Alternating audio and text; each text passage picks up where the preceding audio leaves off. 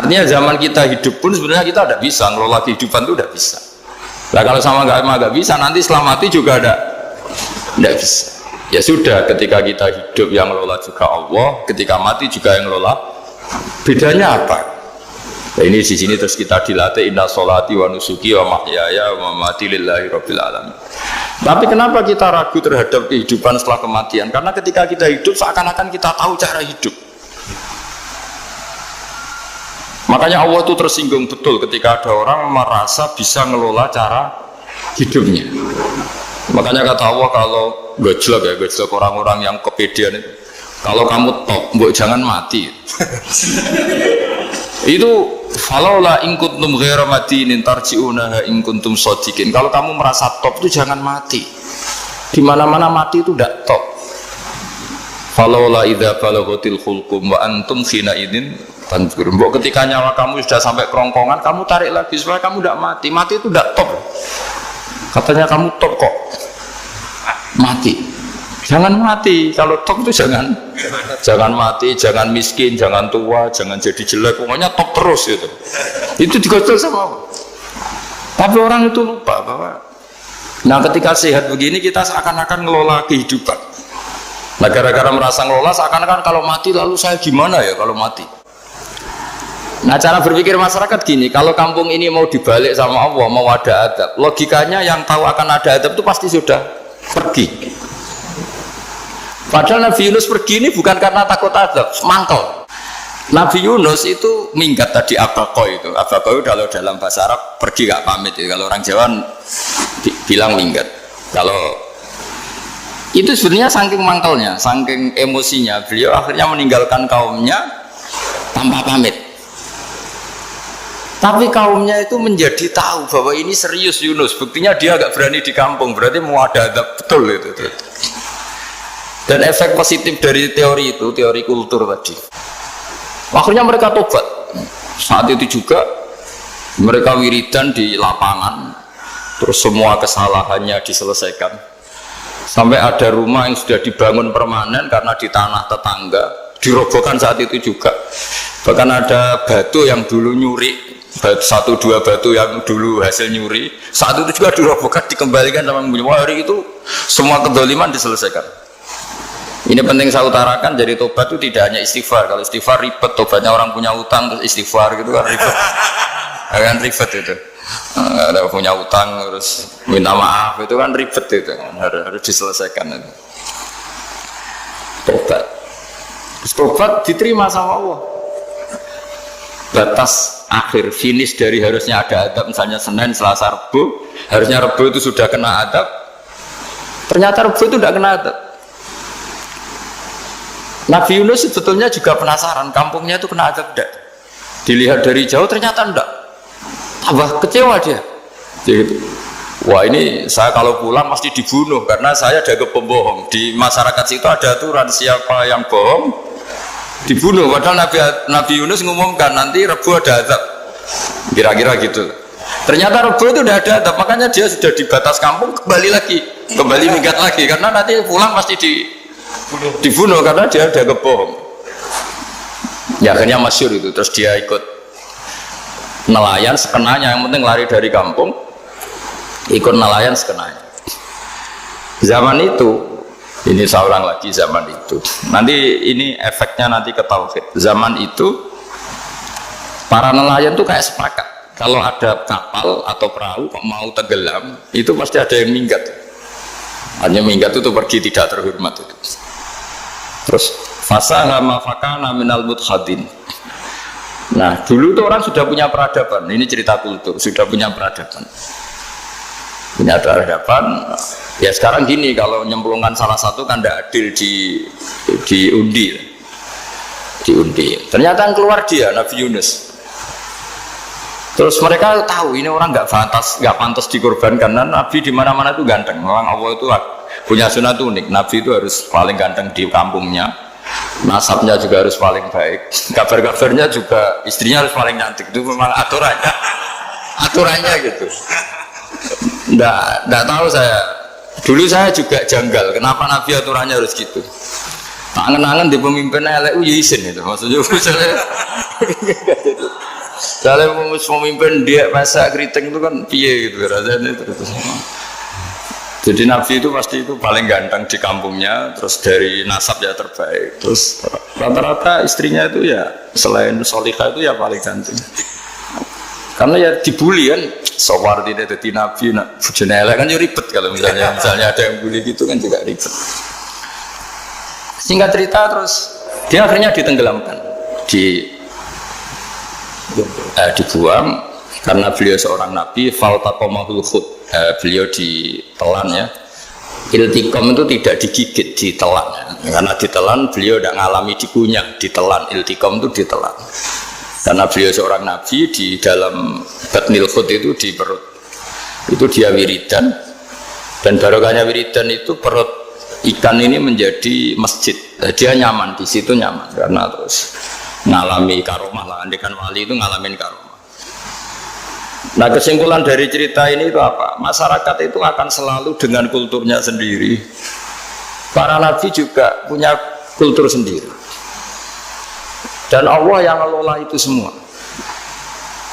Saya ulang lagi, Allah yang ngelola itu semua. Makanya terus dua kultur ini kalau Allah menghendaki itu gampang sekali.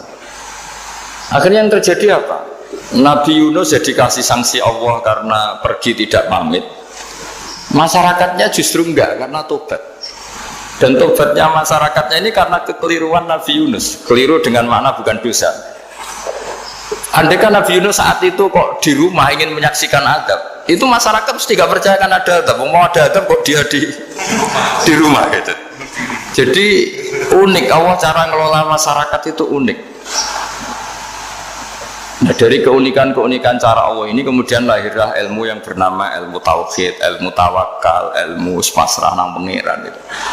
Karena kemarin pas Pak Yusuf sama Bu Sulis soal saya itu tak beri cerita agama itu milik Allah. Jika teori yang dikatakan manusia itu ya teori saja, tetap semua itu di tangan Allah. Ya saya saat itu cerita, misalnya saya ditanya, ini besi, materi besi dengan kaca itu kuat mana? Mesti kita menjawab kuat besi. Tapi saya yang mengendalikan besi dan kaca. Ternyata saya punya merencanakan menghancurkan besi, menetapkan kaca ini tak simpan, akhirnya puluhan tahun. Yang ini saya rencanakan saya hancurkan gitu. Andai kan si yang menjawab tadi tahu rencana saya, mesti kuat bilang kuat kaca. Gitu. Makanya contoh paling gampang tadi. Dinosaurus itu hewan paling kuat, malah musnah. Pitik yang nggak kuat sampai sekarang. Karena Allah bikin dinosaurus itu punya rencana dihancurkan ya. Sementara ayam enggak, gue rame-rame itunya gitu. Sehingga ya sudah. Nah, agama itu seperti itu. Agama itu sesuai rencana Tuhan. Sehingga ini cerita Nabi. Sehingga Nabi itu kadang nggak tahu bedanya antara sesuatu yang punya data, punya perangkat-perangkat untuk menuju A misalnya, itu nggak tahu bedanya. Jadi kalau Nabi ditanya misalnya gini, onta itu lahir dari betinanya, dari indukannya bisa, ya bisa. Lahir dari batu, jawabnya ya bisa. Kalau dia seorang Nabi pasti jawab bisa. Jadi kalau Nabi ditanya mata air itu keluar dari bumi kedalaman 7 meter, bisa. Keluar dari sini, dari meja, jawabannya ya bisa. Karena Nabi itu saking dekatnya Allah, tahu betul bahwa perangkat di dunia ini tidak bisa mendikte Allah. Semua itu kehendak Allah. Logika yang terbangun Nabi itu sebenarnya gampang ya. Kalau kita teliti itu hanya gampang, itu sesuatu yang benar itu pasti bisa dijelaskan secara gampang. Nah ini ngaji tauhid biar tidak terlalu berteori terus. Karena kalau saya cerita uang pinter jenengan. Dan saya tidak ingin pinter tentang uang. Tak beri contoh. Nah ini supaya nanti kalau sampean suatu saat meninggal ketemu mungkar nakir itu tahu cara menghadapi. Nanti tak warai tekniknya. Makanya ada cerita, agama ini baik sekali. Orang bocorkan ujian nasional itu kriminal, bisa ditangkap Pak Rosidi. Tapi agama ini, pertanyaan mungkar nakir dibocorkan semua kiai, itu nggak ditangkap sama mungkar nakir. Harusnya kan rugi karena ini pertanyaan, tapi semua kiai kan sudah membocorkan. Nanti pertanyaannya di kuburan itu buka, Tuhanmu siapa, agamamu apa. Itu kan sudah dibocorkan, tapi itu nggak dianggap kriminal. Sementara kita sekolah SD, sekolah SMP bocorkan soal itu dianggap kriminal. Padahal harusnya boleh. Maksudnya kalau menuruti teori itu harusnya boleh kan? Wong pertanyaan mungkar nakir saja dibocorkan kan? Ada dasarnya. Ya tapi kan nggak ada itu. Harusnya boleh. Tapi kan terjadi nggak ujian kalau dibocorkan itu. Aneh agama ini begitu baik. Pertanyaan yang taruhannya surga neraka saja dibocorkan. Kurang apanya baiknya agama ini? Pertanyaan sepenting itu dibocorkan dan kiai-kiai nggak ditangkap sama mungkar nakir ya udah itu aja. Saya ulang lagi ya supaya kita ingat fitrah salimah. Soal Anda modern monggo lah, tapi saya sebagai kiai akan ngajari kalian tentang fitrah salimah. Jadi kalau kamu itu benar-benar beragama, ini misalnya kertas, ini lempengan baja. Kalau kamu beragama kalau ditanya kuat mana, ya terserah jenengan. Karena bisa saja kertas ini aku punya niat tak simpan di arsip nasional. Baja ini tak niatkan, tak luluhkan, tak hancurkan. Sehingga kalau kita ngomong ya secara materi harus ditambahi, secara materi kuat gajah ya Allah. Tapi secara substansi jenengan ya terserah jenengan, monggo. Nah, di sini yang mulai orang lupa itu karena selalu menjawab pasti kuat gajah. Kata pasti ini yang akhirnya orang menghilangkan teori beragama. Berdasarkan logika aja. Berdasarkan logika. Nah akhirnya para nabi, para wali itu ditanya. Saya punya kitab karangannya Abdul Hamid, orang alim. Kitab itu dulu saya ngaji lama sekali, sampai sekarang saya pelajarin. Manusia itu dijebak hukum adat, padahal adat itu ya tidak terlibat. Misalnya kalau ada telur jadi ayam normal gitu. Ya tadi indukan unta melahirkan unta normal itu, indukan sapi melahirkan sapi normal. Tapi kalau para nabi itu bilang ya nggak normal. Nggak normal artinya tetap ada kekuatan Tuhan. Indukan unta tahu apa tentang unta? Dia punya kekuatan apa? Bisa melahirkan unta, bisa menciptakan unta di perutnya, bisa ada jantungnya, ada paru-parunya, ada ususnya. Dia bisa apa? Di situ ada tangan Tuhan itu. Karena para nabi cara berpikir gitu, melihat tembok ya sama. Tembok sama indukan unta itu sama, sama-sama mungkin mengeluarkan unta. Sehingga ketika Nabi Soleh ditanya, bukti apa kekuasaan Tuhanmu? Apa bisa mengeluarkan unta dari batu besar ini? Jawabannya Nabi Soleh ya bisa, langsung saja bisa. Dan mukjizatnya Nabi Soleh masyhur itu keluarlah unta dari batu. Karena secara teori ya tadi, coba unta indukan itu apa seorang profesor, apa seorang ilmuwan sehingga bisa menciptakan anaknya itu.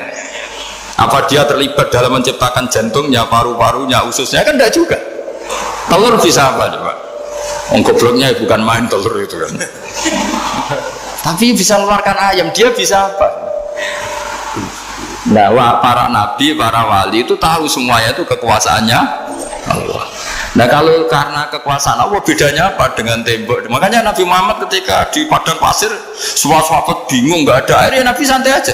Ini gimana Nabi nggak ada air, nanti orang mati kehausan. Nabi ya santai aja. Kamu ingin air katanya? Iya. Nabi nunjuk apa itu ya sudah terus ada air. Ada yang keluar dari jemarinya, ada karena Nabi itu nggak tahu bedanya antara ini mungkin dan tidak mungkin tuh nggak tahunya itu ya semuanya itu Allah. Kalau kamu kan nggak, wah daerah gini nggak mungkin ada air. Ini kan padang pasir. Air itu biasanya di daerah hutan gini malah berteori macam-macam. Seakan-akan tidak ada Tuhan. Jadi kalau orang nggak bakat wali pasti berpikirnya gitu. Makanya nggak wali-wali, itu orang nggak bakat karena itu kan artinya menafikan kekuasaannya Allah kan. Seakan-akan Allah tidak mampu bikin air di situ. Tapi kalau Nabi santai aja. Makanya Nabi Ibrahim ketika mau dibakar ya santai aja. Menurut beliau api bisa apa? Jadi itu meskipun hukum adat itu ya selalu berjalan ya. Normalnya api ya membakar, di padang pasir normalnya ya nggak ada air, normalnya batu ya nggak mengeluarkan unta. Tapi kamu jangan terjebak oleh keseharian yang Anda lihat. Tetap di balik itu ada kekuasaannya Allah Subhanahu wa Ta'ala.